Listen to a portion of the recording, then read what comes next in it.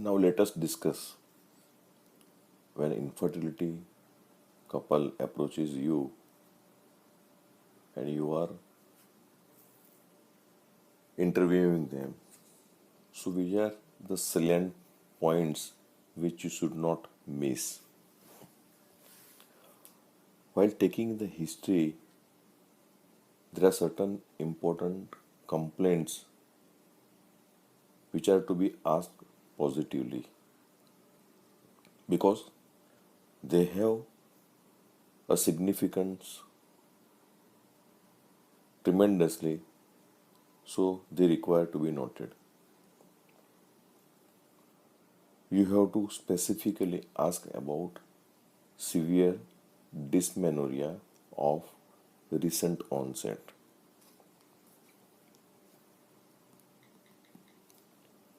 because it is suggestive of recent development of endometriosis. You have to specifically ask about dyspareunia. You have to ask about chronic lower abdominal pain with the discharge for vaginum. All these points favors some sort of peritoneal disorder. Suppose if you do not positively ask and if patient forget to tell you about all these symptoms, you won't get idea, you won't suspect that patient may be having some sort of tubal problem. You will consider them as an unexplained infertility. You will delay the tubal testing test. You will start all sort of treatment without any advantage. So you must, while taking the history, you must segregate the patient, which patients require tubal testing earlier. So these are the symptoms. If you note positively, then you will have a clear idea, okay, this group of patient will require tubal testing earlier.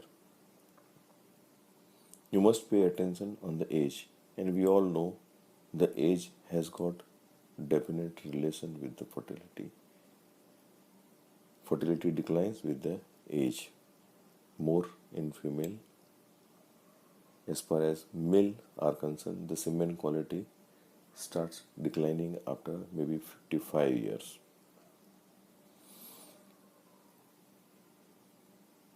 They are staying together, but in how many months in a year?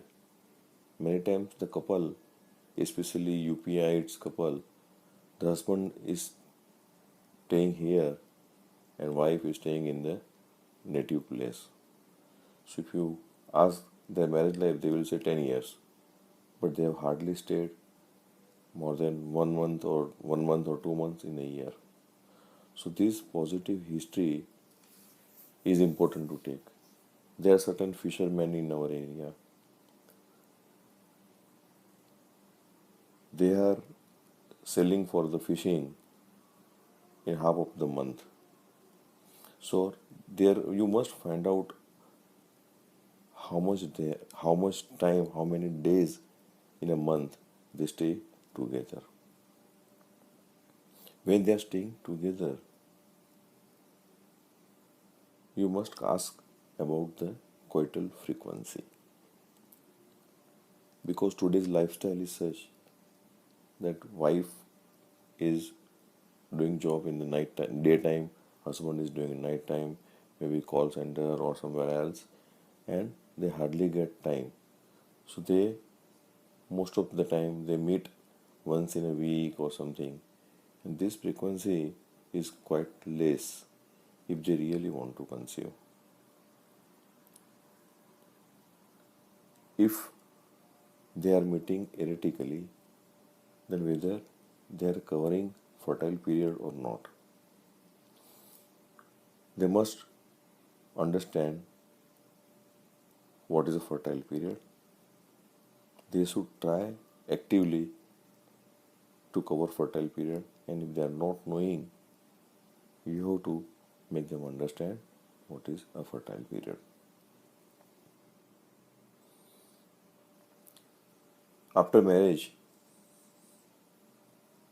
they say, patient may say, they are married since 2 years and they want a child. But they never say that for initial couple of months they were practicing coitus interruptus, or maybe using condom, or maybe using OC pills. So you have to go into detail whether they were using any contraception or not. Many of the couple, they feel guilty about using contraception immediately after the marriage, because they think that the infertility or inability to conceive is because of the contraception which they used. So normally they try to hide the fact. So you have to clarify the fact that the contraceptive measures, they do not have long-lasting effects.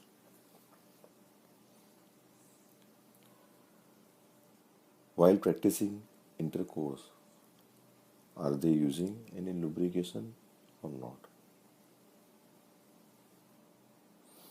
Because this history, unless you ask, they won't say.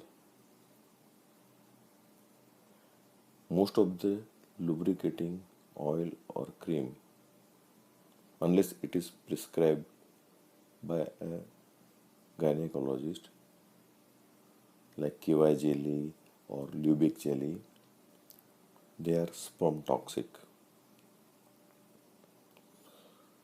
So it hampers the chance of fertility, it hampers the motility of the sperm, and that is how it affects the fertility. When you are asking the obstetric history in detail, you must ask about whether they had fever or any other problem which is pointing towards the sepsis following the curettage or delivery which has happened earlier in case of secondary fertility. Because if such positive history if you get, then you must suspect some tubal or intrauterine problem, and you would like to investigate in that direction.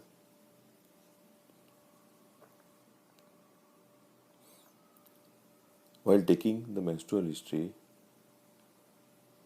you must record all the details: age of menarche, precocious puberty, the cycle details, regularity, irregularity, how many days, scanty flow, heavy flow, all these details you must require to note. And you must ask about changed pattern in the menstruation, because many times change pattern says a lot of things. While taking the history, you must ask about the past history of any major illness or any long-term treatment like tuberculosis and all. If they have undergone any operation like appendicitis or any operation for intestinal, ovarian, or any uterine pathology, tubal ectopic pregnancy, tubal surgery, all this operation history is worth noting, because any operation on the pelvis leaves behind some sort of adhesions, and which are likely to affect the tubal patency, tubal ovarian relationship, and they are likely to hamper fertility.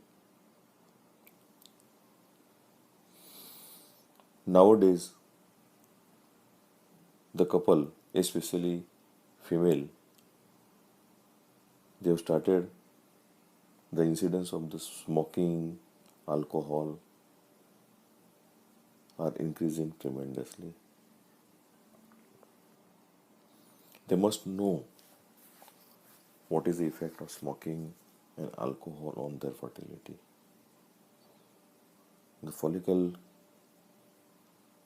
depletion, follicle quality, oocyte quality, implantation, everything is affected by smoking and alcohol. If they have undergone any chemotherapy or radiotherapy, there are certain, most of the radiotherapy and most of the chemotherapy, they have got long lasting and permanent effect on the ovarian reserve. So you must ask about all those things. While noting down the family history, you must ask about the infertility in the near relatives. Patient's mother has had early menopause or not. It is worth noting, which will give some idea about her ovarian reserve, and she is likely to uh, develop menopause earlier or not. You must ask about the mentally or physically affected childbirth in near family members, and you should inquire about the family history of diabetes, because any of the family, near family parents, they have got diabetes, the patient is likely to have PCOS. Now coming to the examination, you must note down a BMI of all the patients, because BMI between 20 and 25 is desirable and more than 30 is not acceptable. But based on BMI, the infertility treatment should not be delayed, especially the patient coming to you and the age is around more than 30 years. Because simultaneously you can motivate, you can advise them to lose the weight, and simultaneously treatment should be started.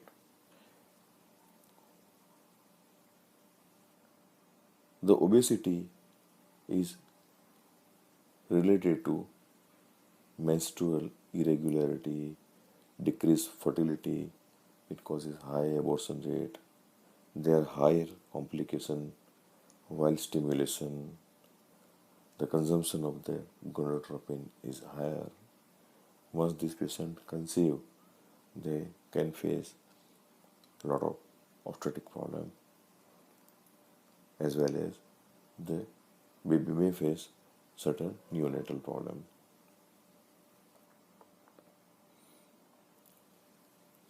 You must look for the galactoria, because that can give an idea about hyperprolactemia. And you know, hyperprolactemia, deranged HPO system can cause very erratic folliculogenesis and ovulation. So you must investigate for hyperprolactemia in all cases. You must look for thyroid swelling.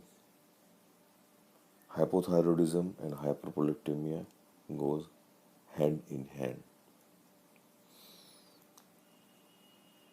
If patient has got hypothyroidism,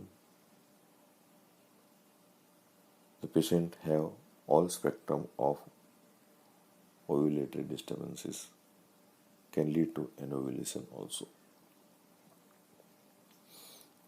You must look for the signs of androgen excess like excessive hairs, acanthosis nigrans. You must look for increased hip to waist ratio. When you are examining per speculum and per vaginal per speculum and per vaginally, you must see for the evidence of vaginitis and cervicitis, which can lead to dyspareunia, decreased frequency of the intercourse. It can